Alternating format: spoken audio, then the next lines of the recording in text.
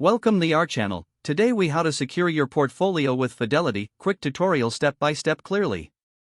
To secure your portfolio with Fidelity, start by logging into your Fidelity account.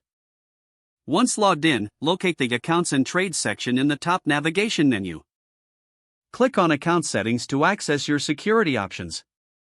Look for the Security Center link and click on it for detailed security settings. In the Security Center, check if you have two-factor authentication enabled. If not, select the option to enable two-factor authentication for added protection.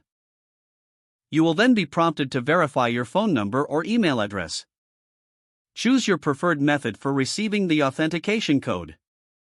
After this setup, return to the Security Center to review your login activity. Look for any suspicious transactions or access attempts. If you notice anything unusual, follow the steps to secure your account. Next, consider setting up alerts for account activity. Navigate to the Alerts section to customize your notification preferences. Set alerts for transactions, deposits, or any changes to your account. Additionally, review your current investment positions and consider diversifying. Diversifying your portfolio can help mitigate risks. Regularly review your security settings to ensure they are up to date. Keep your password strong and change it periodically. Consider using a password manager to help with creating and storing complex passwords. Finally, stay informed about the latest security threats and Fidelity updates. By following these steps, you can effectively secure your Fidelity portfolio. If the page does not load, refresh the browser or try again in a private or incognito window.